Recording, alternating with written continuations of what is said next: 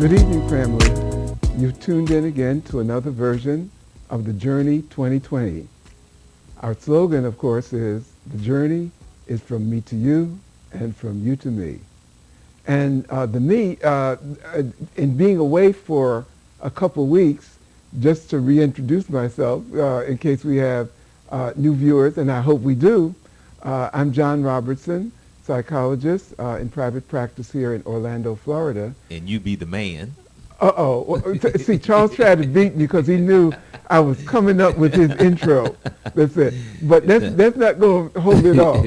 And I want to also introduce you to my co-host, right. Mr. Charles Morris, the scintillating radio personality and internet guru. Oh, okay. I like that. All right. Welcome, everyone. Welcome to the Journey 2020. I'm Charles Morris, and blessings to you. First of all, I'm going to have to apologize to you because I sent out a massive email, also on Facebook, that we will be talking with Gail Gardner.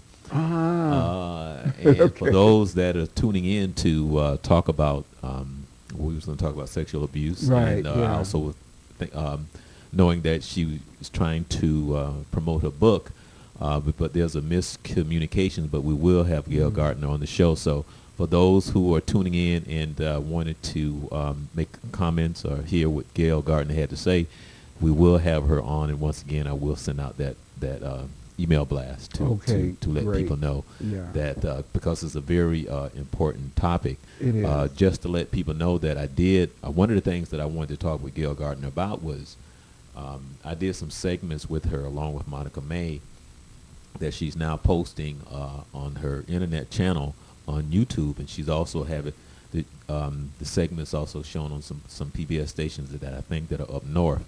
And that was one of the things that I wanted to talk with her about, in addition to where else she wanted to go with that. But we've had Gail Gardner on the show before several times talking about sexual abuse, and she's told a story along with some other people. Wow. And now when you really think about it, I think we've had about maybe 4 or 5 people on talking about their I would call it their journey. Yeah. And the seriousness and some of the Bridget, because I mean I'd actually been knowing Bridget for a long time. Yeah. And I know Bridget has always been full of energy and very positive. And then when she told her story, it's kind of like, wow, just to hear her journey and how she got to where she is, and the stuff that she had to let go of to become who she is. Yes. And to be able to talk about it, preach about it, and to take something negative and to turn it into something positive, if we can. Exactly. But just again, I wanted to apologize to you. But we're going to talk about something that's in the news today. But first, we're going to have Dr. Robinson talk about his vacation.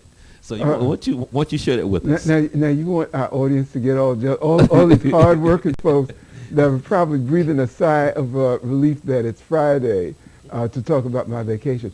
One of the things, Charles, I wanted to comment on as you were talking about the not only the women but the men that we've had on our program that have talked about their journey and what has been a theme, and I really hadn't thought about it before, with both the men and the women, but particularly the women that we've had on, is the strength, the kind of resilience that these women have had in being in their lives knocked down or some held down, and been able to overcome that in a way that they are now not only stronger but contributing to the community and contributing to both their personal growth, the spiritual growth, and many who have felt that their task or their mission or their calling is to try to help others, give that hand up to other folks who are down there. So I wanted to say, I don't know that this was a plan when we started, but it certainly has been one that is constantly emerged as a topic area. The funny thing is, now we're talking about something totally different than what I originally told you that we were going to talk about. But it's funny because I actually just caught up with a friend of mine that I have not seen since 1974. Wow. I saw her for the first time since 1974, Wednesday. Mm-hmm. And I caught up with her about 2 months ago on, I found her on the internet and called her up, and she was like, oh my God, I can't believe this.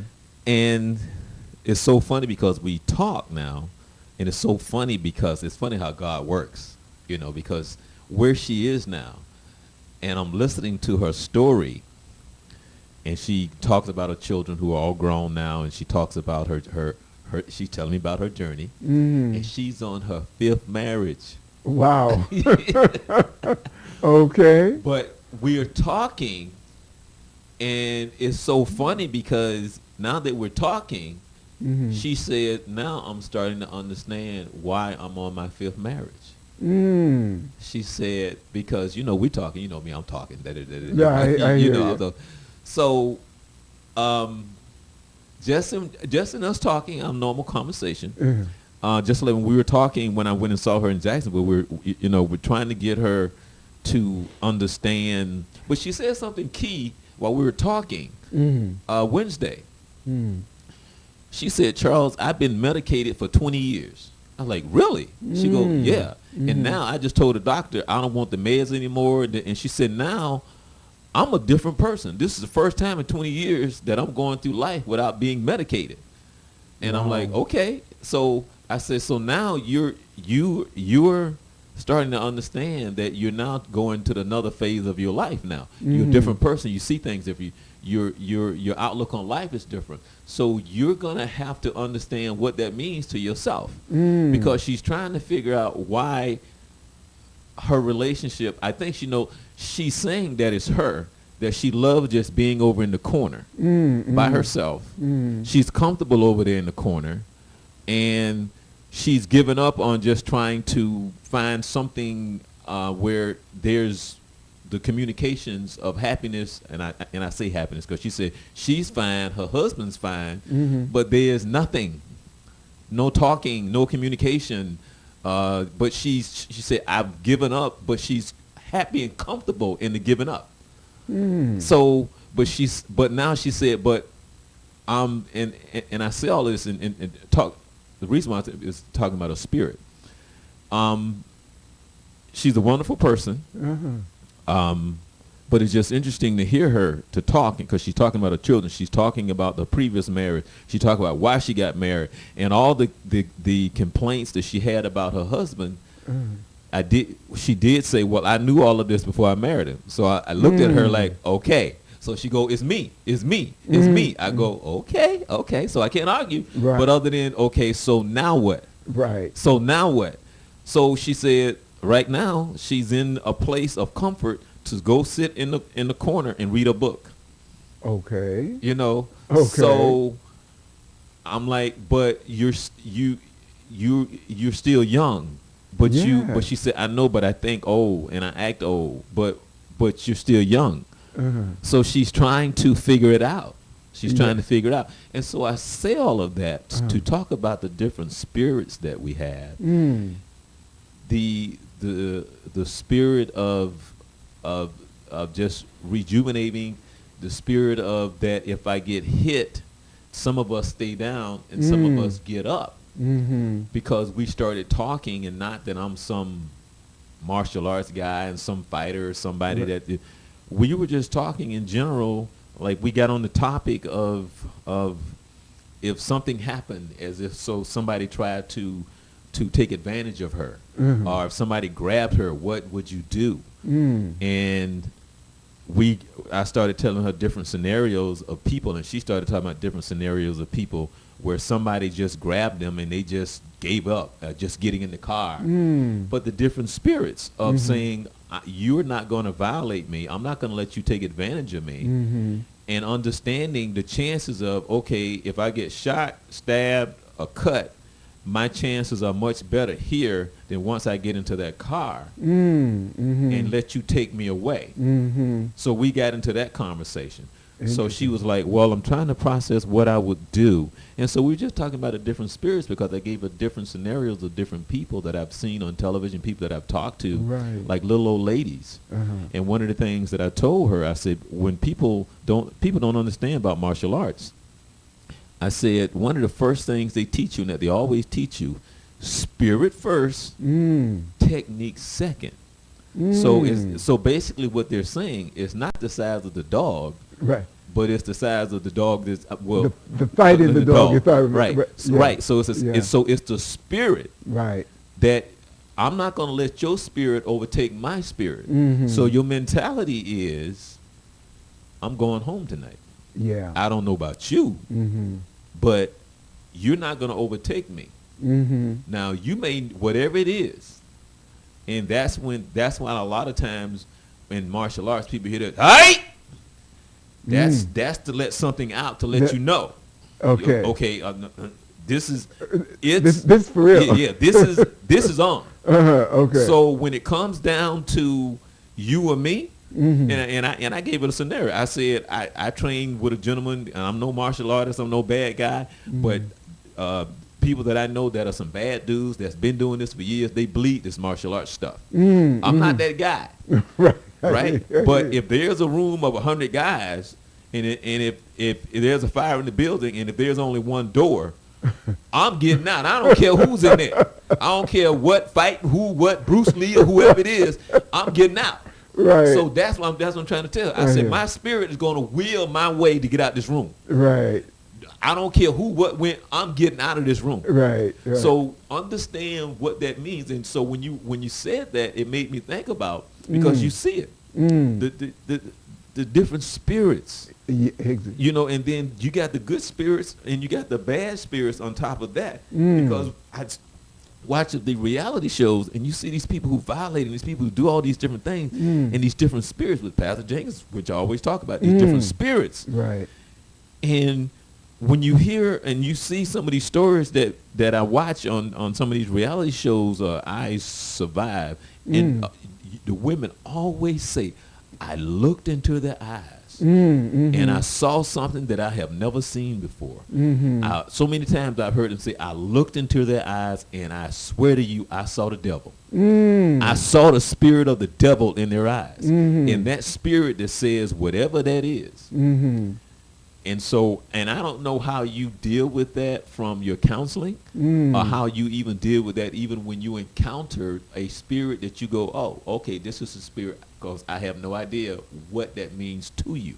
Okay, right. But so I'm asking you from your, we can put the professional part aside, Right, you know, if you want to. I hear you.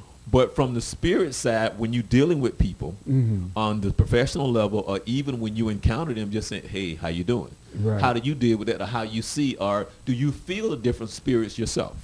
No, I absolutely, and I don't feel that I have to put the professional hat, aside, because my feeling and understanding as a psychologist, I've focused in on mind, body, and spirit, and often, and not all psychologists do.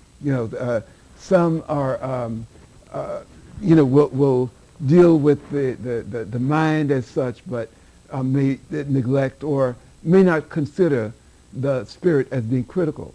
But when you talk about, No, I have to say wow, but Okay. yeah, because the older I get, that's a wow to me. But go ahead. Okay, Yeah. And I have some colleagues that are like that. Really. As I say, not many of the folks that I have to deal with over a long stretch of time. But to respond to your question, what do I do when I see somebody with a certain spirit? I have to make a decision whether my preparedness, whether my spirit and my mind is healthy enough, is capable enough, is competent enough to deal with that spirit, if it is a spirit of negation. uh, and I want to say that I don't think of, in dealing with spirits, of, some people may characterize it as the devil or Satan, etc. But I do believe that there is evil in the world, and I do believe that there are some individuals that are consumed by that.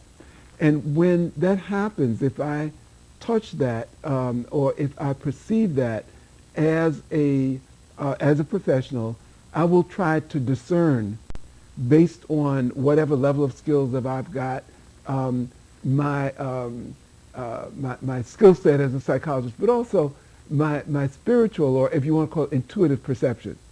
And one of the things that I will say to individuals in counseling a lot of the time is trust your intuition. You know, trust your gut. Okay?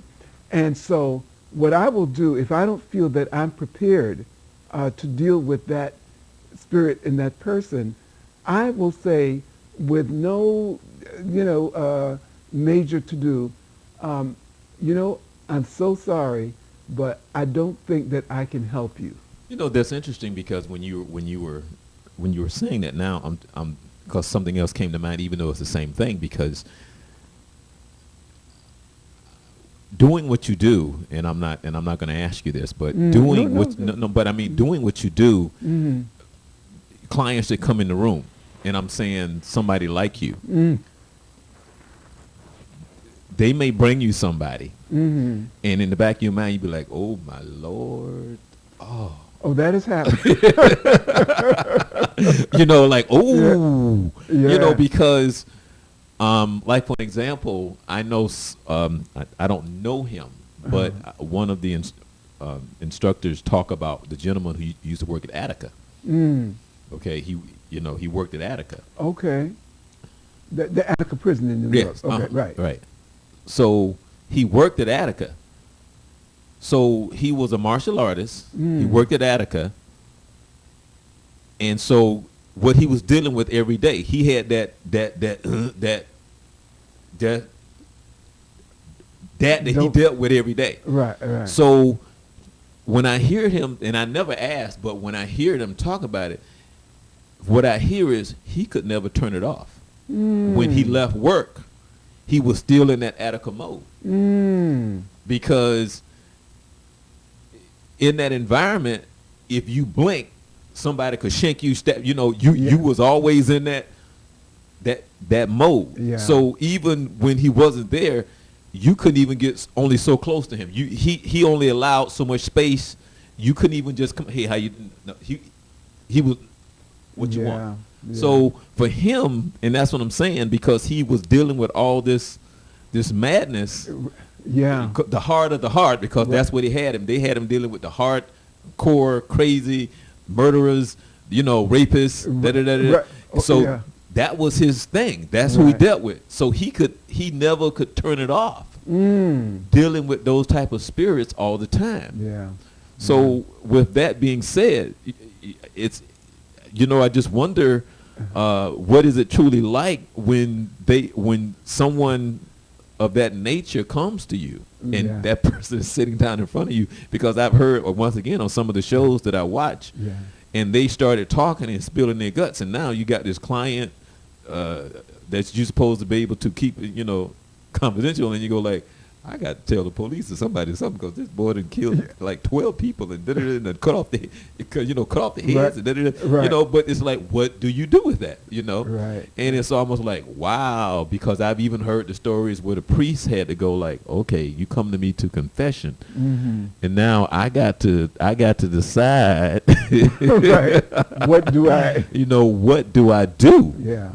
So, and I don't know what you do with something like that.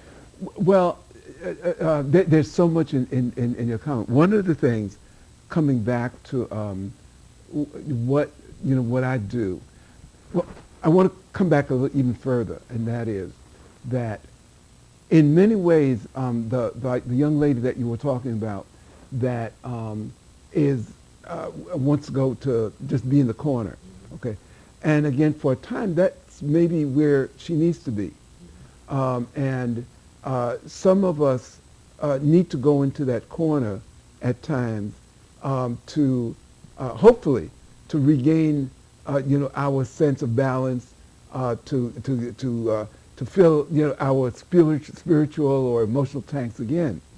And but I also say if you stay in that corner for too long, that's where you're going to be. Right. Okay. I will come back to that. But yeah. Okay.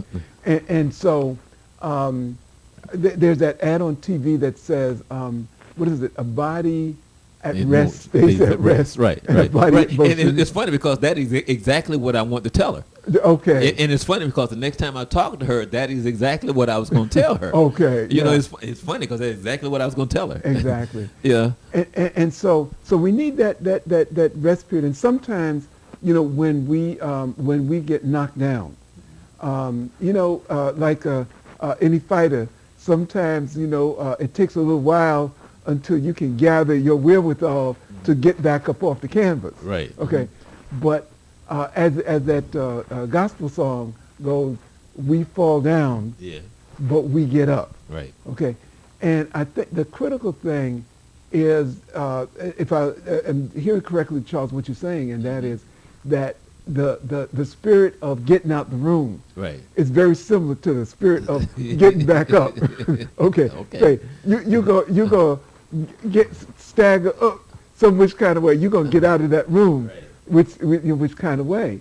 Because I think if we don't, and I think this is so important, that in many ways I believe that we can suppress our spirit, we can submerge our spirits, and in many ways we can be about the process of really killing our spirits as such.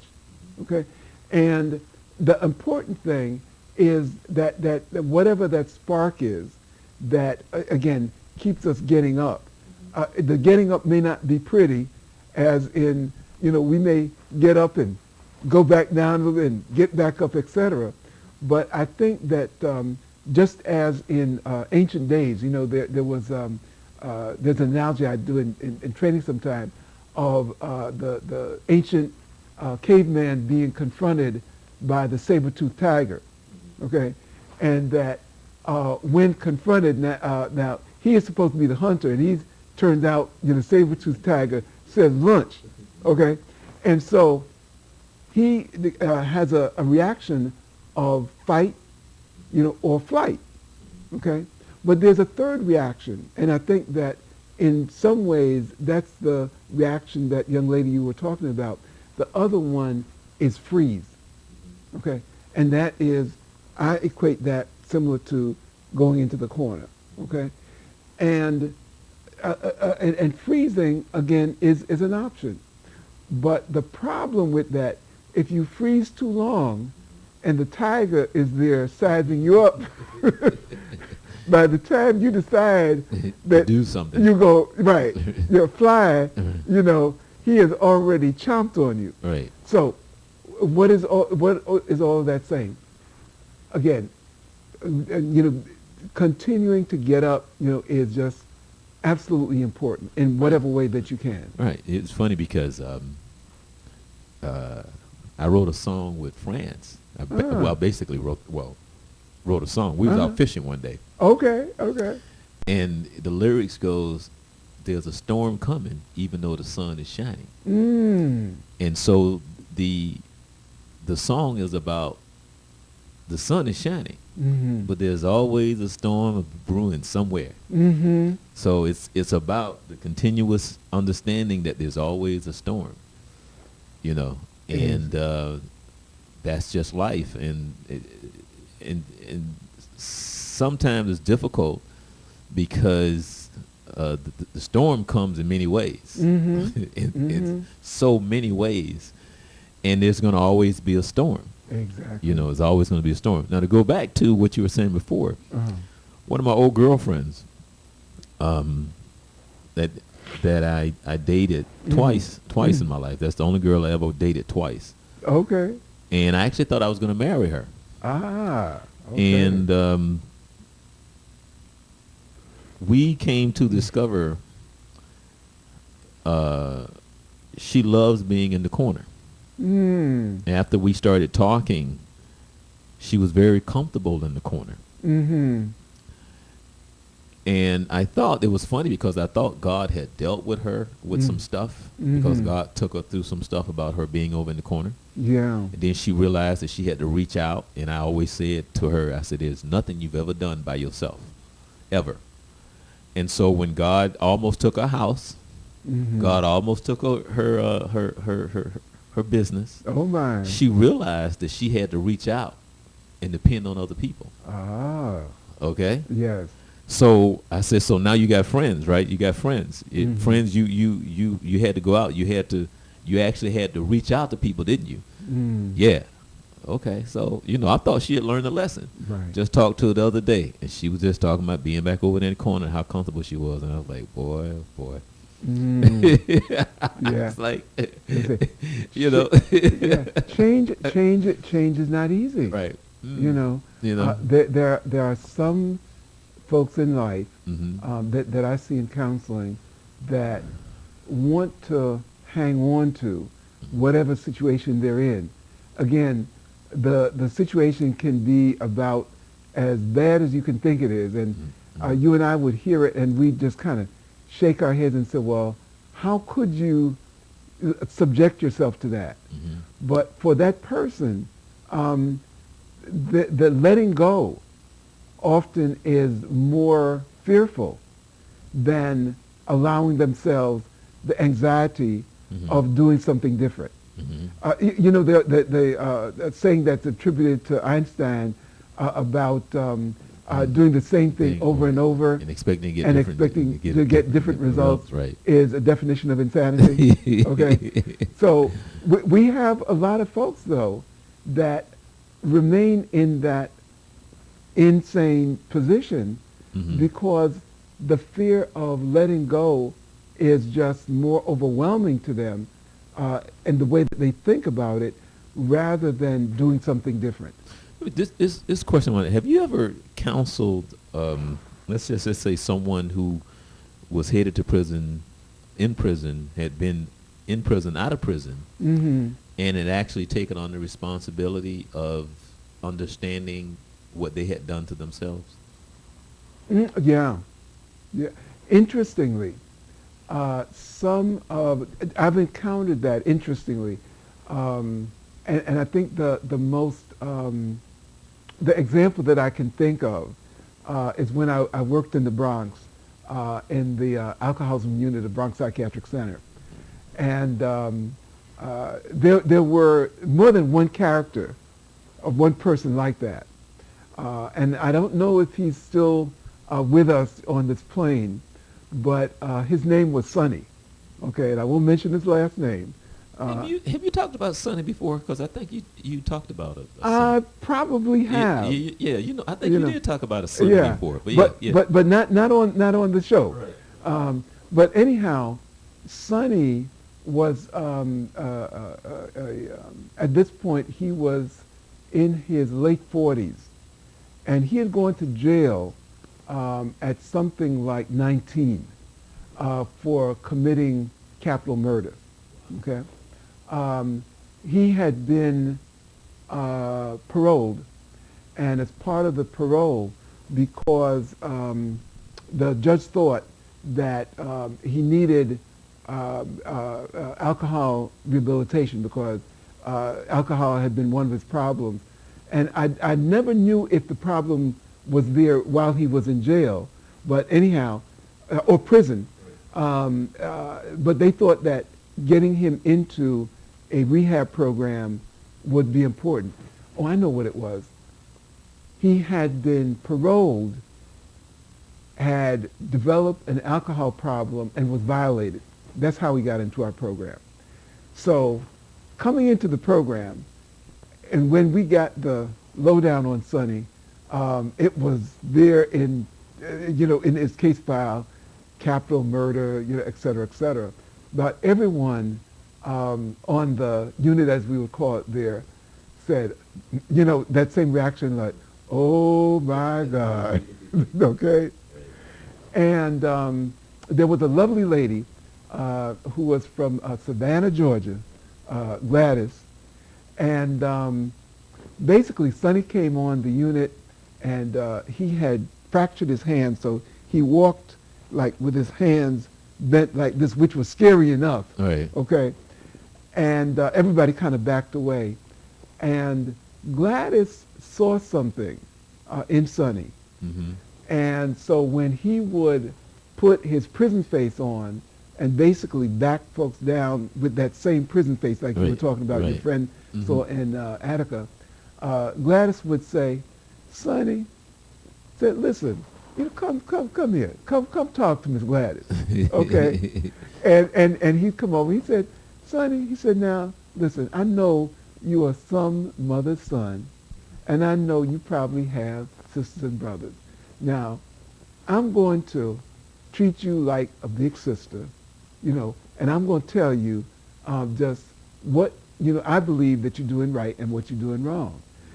Most of us, would say to Sonny with tongue, with bated breath, Sonny, can you, and Gladys would say, if Sonny did something that was back into that prison mode, she said, Sonny, said, listen, you're free.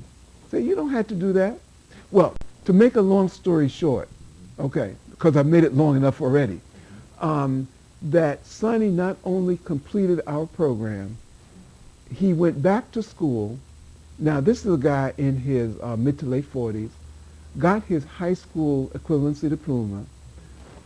Not only did that, but he continued on, and he got a degree, a college degree from Empire State College, and eventually became a counselor at South Beach Alcoholism Treatment Center.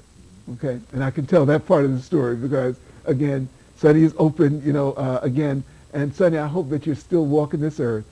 But when you say, have you seen somebody have that kind of spiritual shift or change? As Sonny came through the program and continued on, there was something that shifted, from that hard rock facade to someone who I would say was a human being. And it took not somebody who was going to shake a finger at him, etc., but it really took someone who extended, that agape kind of love. And if you want to say a mother's love or Right. a big sister's love, and basically loved Sonny back into humanity. Right. Okay, and many years later, because he'd come back for what we call anniversaries Right. to the program, and he attributed Gladys for literally saving his life. Right. So that's just one story. I can tell you many more Mm-hmm. about that. But when you mentioned early on in the program that this same young lady, that she was, how did you put it, under like a chemical Right. Mhm. Right. She was. sentence or? Well, my friend, she was saying that she That she was medicated. Right. Yeah. Right. Because she had some problems with some illnesses and some other stuff, and so she was always on medication. Right, exactly. So now she just told the doctor, I don't want to be on these medications anymore. And now she said, this is the first time in over 20 years that I'm not being medicated. I'm not on anything. I'm just myself. And now I feel different. I see things different. I'm just a different person now. Okay. And why I came back to that is that in some ways that as she was talking about a certain type of medication, Mm-hmm. Alcohol or drugs or gambling or sexual addiction or any of those things can be the quote unquote the medication or the shell Right. that masks what is really underneath that. Mm-hmm. And so when those things are put aside, the alcohol, the drugs, the sexual addiction, the whatever it is, Mm-hmm. then that person is vulnerable. But also, it gives them an opportunity to really find themselves, to be able to explore and to really grow. And as you know, if something remains in a shell, that either that person eventually, or that thing, that life force, has to break out of that shell. And if it doesn't break out of the shell, what happens? It, It withers and dies. right.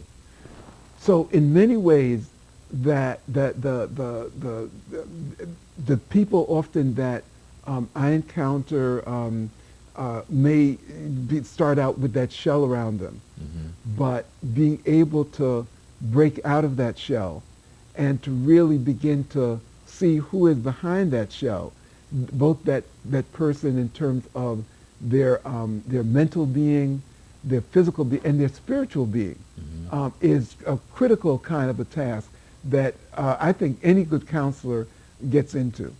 And so when you were saying, well, what do I do when I see somebody and the reaction is, oh my goodness. Right. Okay.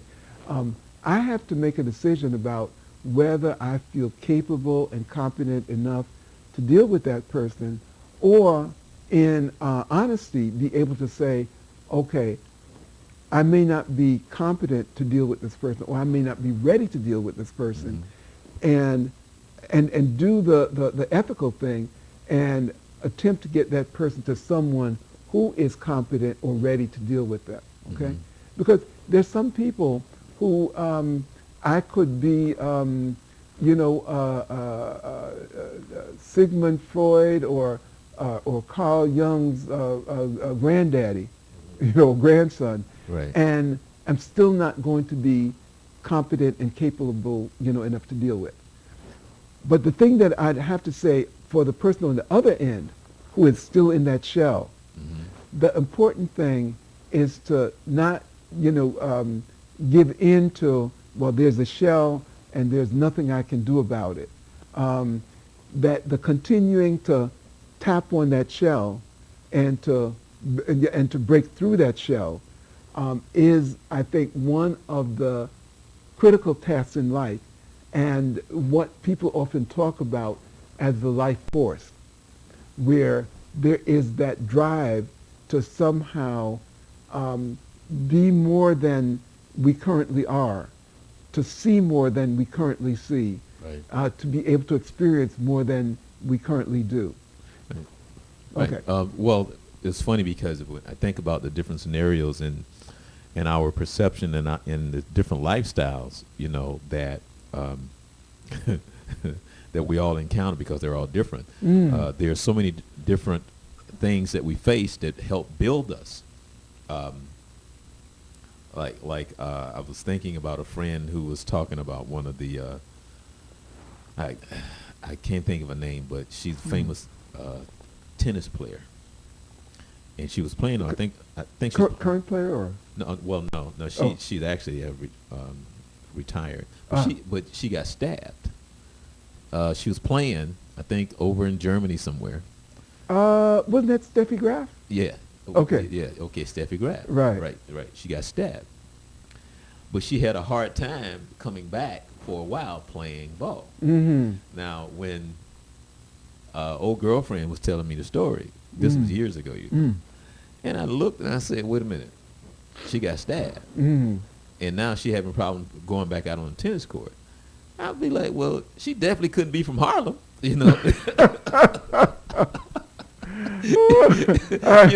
But then she said, "You're so insensitive." I was like, and I probably was, but I'm saying, like, all the problems in the world, and I'm saying she got a little stab wound. She played tennis for a living, and she can't go back out on the tennis court because she got stabbed a little bit. So, but I say that to say the things that happen that builds us, where somebody that could have happened to somebody and they would have been out there the very next day, versus her, and now she's struggling to go back out there and play tennis. So now some may look at her as like, well, she's just a weak-spirited person, or somebody may go, well, she just needs time to recover, and I'm looking at her like, what? You need to go play some tennis, girl. Right. You need to get stitched up, whatever you need to take, go out there and play tennis. Right. Because in the way that I honestly look at it, Yeah. and maybe I was being insensitive Mm. to it, but at that point, the tennis court would probably be the safest place in the world for her, because now people would be so overcautious about somebody coming on the court, approaching her. Right. It's like, oh, I doubt that would ever happen again. Right. Yeah. But her mental status of whatever that tragic, experience was, she was having problems going back out on the tennis court. And Yeah. I'm thinking, like, kids get stabbed at school every day, and they come back, that's that was just weird to me. Right. Well, part of the thing, and like using the example of Steffi Graf, Mhm. that getting stabbed like that was outside of her Right. experience. Right. Wherein, let's say, the kid in the inner city, and I think about the horrible statistics that just this weekend in Chicago, Mhm. were 85 people shot. Wow. Yeah. And I think, what was it, something like 30 some odd killed? Wow. Okay. Right. And we say, wow, some of the young people in Chicago would say, yeah, man, that's Right. just happens to be a hot weekend, Right. But it's not outside their area of experience. Right. So just as we might look at somebody who, let's say, has a fall, and they're absolutely traumatized by it. Mm-hmm. Most of us who have played sports Right. would say, okay, you fell, Right. no biggie. I Right. remember when I got hit by a 360-pound, tackle, Right. and I had to get up and Right. tough it up, Right. and get back out there and play. But often things that we don't expect or that are outside of our experience may, and I would say, may traumatize the toughest individual, the so-called toughest individual, where some of the things that we may think as horrendous, Mm-hmm. getting shot, or if you come from that environment, that may happen, and you'll say, okay, man, that was too bad, and keep on going. Right. So each one of our experiences is just a little different. Right. And I would say that what we need to do is to be able to understand Mhm. that person's experience or try our best to. Okay. Okay. But see, and actually, I was just telling somebody this the other day. Uh-huh. It wasn't until recent. I don't know if I shared it, but I know I shared this with some of them, David Washington, and I shared it with another friend. Uh-huh. It wasn't until recent, about a year ago, Mm. that I started to recognize some things, because as my friends come to talk to me, mothers who have children and stuff like that, Mm. I was always very defensive. I shouldn't say defensive, but there was things I didn't understand because since I was on my own since I was 17, and there were things that my mother and my father never did or provided. It just wasn't, just so when I'm listening to these mothers and they're talking about their children Uh-huh. and what they're doing for them, Mm-hmm. I was like, what? I couldn't understand, but then I started to think, I'd be like, well, I guess parents probably should do some of these things for their children. Right. The light came on. Right. Yeah, I hear you. Because before they talking to me and they doing all this stuff for their children, and I'm like, what? I don't get this, and I was like, that's crazy, because I couldn't relate to it. Yeah. I couldn't phantom that my a mother would be spending this kind of money giving, helping the kid get the apartment, and Right. or helping to put furniture into it, and helping with the car, and I'm like, what? Right. Exactly. What's that about? It's like, what? Why you spoiling him? Why you doing all this? And I just could not relate to it. I just thought that was the craziest thing on the planet. Right. Until I started to think about it until like a year ago, and I'm like, Right. I guess as a parent, you know, and I'm not talking about doing anything overboard because, of course, you know, a lot of parents do. Yeah, exactly. Right. But I'm just talking about the little stuff now when I think about, well, yeah, I guess maybe you should probably try to assist in some kind of way to help your child do something, you know, because I had to go out and do it on my own, you know. Right. So I always thought that was just, what? That's Right. crazy. Yeah, you I know, hear you. you're not helping that child, you're hurting them, you know. Right, right. But that was an eye-opening thing for me. That's you right. know. But you know, think, and I'm glad you mentioned that, because think about the many of us who have had, you know, a parenting experience where the message was, okay, you know, you 18, you know, or some even younger, you on your own. Right. You know, glad you might come by the house and visit, you know, and like that, but don't look for, you know, much else. No, it's funny because, as a matter of fact, Dr. English I won't mention her name, but Dr. English knows her. Mm-hmm. Friend of mine, well, there's two of them, her and her sister, and her father was a pastor. Mm. She's very smart, went on to college, got her master's, and doing very well. And so is her sister. But she told me, she said, Charles, my father came to me and she also came to my sister. Mm-hmm. And we had finished college and we were at home. And he said, it's time for y'all to leave. Mm. Y'all got to get up out of here. Okay. He just told them, it's time for you to go out into the world and for you to become whatever it is, but you got to leave here. Mm-hmm. You know. And I know that was a Right.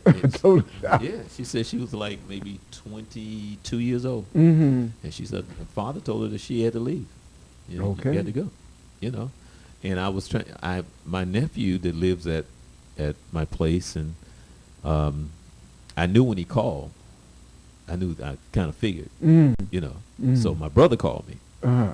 and said, hey, Joey's going to be calling you. I go, well, he called me, but I didn't call him back. Mm. He said, well, he's probably going to be asking you if he could stay Mm. with you. I go like, oh, okay. Because what had happened was my brother married and his wife had a daughter, an older daughter. Mm. And at the time, I think she was 16, but now she's in her 20s. Mm. And she had a couple of kids, and she wasn't married, but she had the kids. Right. And my brother told me, now look, my wife put her daughter out and she got kids. Mm. So ain't nothing that I can say to my son other than you got to leave, bro. Okay. Because he had a time frame. Yeah. She gave, his wife gave her daughter a time frame. In Okay. 6 months, you got to be blah, blah, blah. Oh, So he told Joey, you got 6 months to find a place. You got to leave. right. Right. So when that time came, you know, so when he told me that, I said, look, let me explain something to you. You can't say nothing to your father because he don't have nothing to stand on because Right. his wife put out the daughter. Daughter. She got kids. Okay. Ain't nothing you can say to him. That's going to commute that sentence. Nothing you can do, nothing he can do. Uh-huh. Yeah, you can stay. Right. Exactly. Exactly. But just to say that the rules are, these are the rules. Yeah. Exactly. You know, and this is what I believe, and this is what it's going to be. Exactly. You know, Yeah. and trying to get him to become a man, Right. or trying to get them, because then there's other cultures that they all stay together like that. Mhm. Whatever it is, that when it's time for them to go out, but it's more that they stay, you know, Together. yeah, Exactly. you know, and yeah, And one of the things that we sometimes don't put into the equation, but I think that as couples get together, as couples marry, etc., is to know that a lot of the time, what you have learned from your family of origin, you carry into the marriage, and so that if the expectation is, okay, you hit 18 and you're up and out, then that's going to be an expectation carried into the relationship or into the marriage. If the culture says, okay, you stay together no matter how old or Right. whatever you are, that's going to be carried in. Right. And often people in the couples, and I see this in a lot of couples counseling, that there are two different expectations, with often one partner wondering, well, why don't you understand Right. that at 18 you're supposed to be up and out? Right. But let me ask you this right here. From counseling 20 years ago versus counseling now, a young couple coming in that says they're 22 years old and they're married, you counseling them 20 years ago versus counseling them now. Is there any difference? Yeah. Yeah, exactly. So, Okay, let me just give you a couple things. Okay. Okay. The couple 20 years ago, they would have, and again, we can't generalize Right, out, but right. let's say, well, today, that couple, especially if they're college educated, right. they probably carrying about 50, 70 or more $1,000 in loans. Okay. So with a young couple before, they may be saying, well, let's get an apartment and begin to save to buy our house. Right. A couple today is saying, well, listen, do you think we can stay at your mom's or your dad's? Wow. Oh yeah. Really? Because even with what we would call good jobs, the financial load that many young couples are carrying are tremendous. The other thing is that the difference between 20 or more years ago and today, Right. A couple, when you talked about them, would be expected to be living together. Okay. Today, we have the phenomenon of the baby daddy, okay? Unfortunately, a major influence in our community, so that what we may call a couple, or that the man and woman consider themselves to be a couple, but he's living somewhere else, she's living, with a child or more children, trying to figure out how to make, a living, etc. And so the dynamic of what you have to deal with often differs, in couples. Okay. Now that's one set of folks that I see. The other set, though, and I have to say, I've been really refreshed in some of the couples that I've recently dealt with. Okay. Who are young couples who are what you may call blended families. That the wife may have married before, comes into the marriage with kids or a kid, or the husband who has married or had a child before and comes into the marriage, with a child. The task then is a task of husband and wife developing, I like to call it a language of love. Also, the other task is being able to have whoever the male as stepdad or the mom as stepmom be able to have a solid relationship with the child, and the child often may be caught in between not only the stepmom or stepdad, but there is mom, the original biological mom, somewhere out there that he's also got to deal with. So so I would say that there are definitely some differences and some changes in the complexity of at times what we have to deal with. Then you have the interesting situation of same-sex couples, okay? Okay. Okay. And the dynamics that go on between them, and then the child or children that they may have. So okay? So Wow. Sometimes you have to basically have a scoreboard to see. Yeah, because I need one right now. Okay. To see who is what to whom, Right. who is the biological or the relational connection to whom, and when did this happen, where did, etc. So it gets to be a little bit more complex. But before we end, one of the things that I want to say, and I hope I'm not skipping the topic, but you started out asking me about vacation. Okay. And I want to tie this into what we were talking about. One of the things that I've found that I've had to take some time off And sometimes people will tease me and say, man, I thought you just took some time off before. Part of the reason I take the time off is in order to keep my mental health together, okay? Because dealing with all of this stuff, if I'm going to be as effective as I can be, then I better keep myself in pretty good shape. But see, you said something key, because it's kind of like the same as if you're a cop, if you're a fireman, yes, if you're a pastor. Yeah. It's almost like time out. I need a timeout. Absolutely. Because you have to rejuvenate. You have to go over there and unload and kind of just kind of let all that stuff out, and then just be you for a minute. Exactly. And have some you time, because that would have to be very, very, very, very important. It is absolutely important. And too many of us, and I say health professionals, mental health professionals, cops, firemen, etc., don't pay enough attention to that. And again, with often, our male ethic said, okay, man, I'm tough, I can deal with it, etc. But again, the human psyche is not built for continuous stress. No matter, you could be Sylvester Stallone, Bulldog Drummond, Shaft, whatever, etc. You need some time to regroup. One of the things I want to share with you and about the regrouping, I took a week off, and I had a church conference, which was by itself very refreshing, because I got a chance to basically not have to do too much, but get a little, a lot of a spiritual, refilling. But also, my wife and I took it as a mini vacation.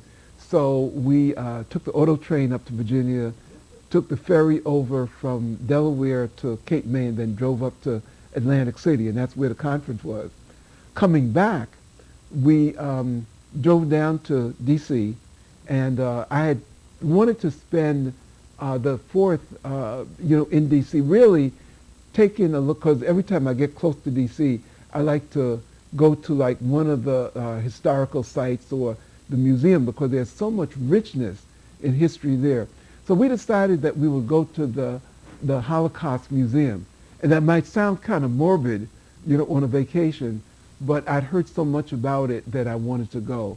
I'm glad that I went, because it showed me both the horror of what we as human beings can do to ourselves, but it also showed me... Back to that spirit again, but go ahead. Yeah, okay. But it also showed me, despite that, and there is a section in the Holocaust Museum where, when I was growing up, often, we would say, well, why didn't they fight back? Why didn't the Jews fight back? Well, there's a section on the 2nd floor in the museum where they line out all of the resistance, to the Holocaust that occurred, over the years. And despite some incredible odds, there were people that, ordinary people in each one of these countries, in each one of these lands, that said, I'm not going to just fold up and die. I'm going to fight back. Many were women, who became resistance leaders, etc. And it gave me another view of what, despite the incredible odds, what we as human beings can still, in trying to stand up, can resist and still fight despite the odds.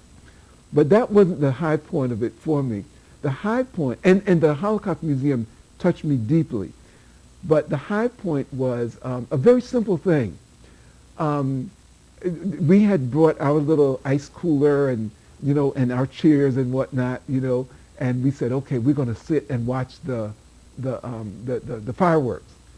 And Sharon isn't too impressed with fireworks, but I guess I've always had that as, the little kid in me loves, that kind of stuff. So we sat out on the mall, and in the right behind the Washington Monument, and I'm sitting there and I'm watching all shapes and varieties of human beings, from Asians to Filipinos to Sikhs with their turbans on, to East Indians, to Native Americans, to Puerto Ricans, to D.C. black folks, etc., to flaming, gays, to individuals who looked like they had just come from the club, and all celebrating or all being there in a peaceful setting, being respectful to each other, respecting each other's spaces, going ahead, talking with each other. I sat beside this East Indian couple, and we're there talking about, I don't even remember what, it was about, how incredible was the journey that we took to get to D.C. But for me, the thing that touched me is that some 50-odd years before this, in an August, a sweltering August, as Dr. King said, I was there in 1963 at the March on Washington, on the other side of the mall, under the trees near the Lincoln Memorial. And I had to turn to Sharon and I said, Sharon, you know something? For me, this is incredible. Here it is, 2014. 50 years ago, there was no way I could have ever imagined myself sitting with this diversity of human being in the middle of the Washington Mall, having the interest in watching the fireworks go up, because at that time in 1950, I barely felt that I was truly an American, But I said, this may be corny as all get out, but I'm seeing America right here in front of me. The funny thing is that we're actually running out of time, but through all of the struggles, through all of the things that we have gone through as people of color, there's always something about when you see that flag in, blowing in the wind. There's always something about that when you see that flag blowing in the wind. And there's always something when you're watching a movie and all of a sudden you see the Americans come with those jets coming in, when the helicopters coming in and they're shooting and they're doing what they're doing. You get this feeling of that's America. It's just something about the waving of that flag, and when you see those jets coming in, or when you see those troops coming wherever they're coming from, you go like, that's America. Well, I have to say, I hope, and I get what you're saying. Right. But I'm hoping that just the jets, not just it. What I'm saying is, I'm talking about the history, yeah, in the sense of the wars and the things that has taken place, and not that I'm justifying it. No, I but get it. It's the fight of what we say, not as we known around the world as the Americans, the Yankees, and our arrogance. But just there's something about, like, for an example, when I was watching the movie Behind Enemy Lines, and when they came after him, and when they looked up and they saw when they saw the helicopters, and they looked, and then that's what I'm talking about. Okay. That moment when you looked up and go like, oh, they're gonna rescue him. Right. That moment right there. The cavalry is coming. Right. It's like, oh, okay, they're gonna rescue him. Right. Exactly. That moment, you'd be like, oh, there's nothing like, and then you see the old glory, as they say, they're waving to understand that we're in America and the freedom. Exactly. As we know it. And just to give a final thought, and it is that that sense that again, this is America, that I believe that we have to strive to really live up to, every day, And as it says in Scripture, to the least of mine, what you do to them, you know, you do to me. And I hope that is, again, part of that American ethic also. Okay. Well, again, I want to apologize to everyone. I know we're tuning in to see Gail Gardner, but we Right. will have her on the show. So go ahead and let you close it out. Okay. And again, family, we have enjoyed being with you. I hope that you've enjoyed being with us and that we've given you just a little tidbit of something to think about. And as we like to say, the journey is from me to you and from you to me. Join us next week for some more. We've got some exciting things to share with you. Good night.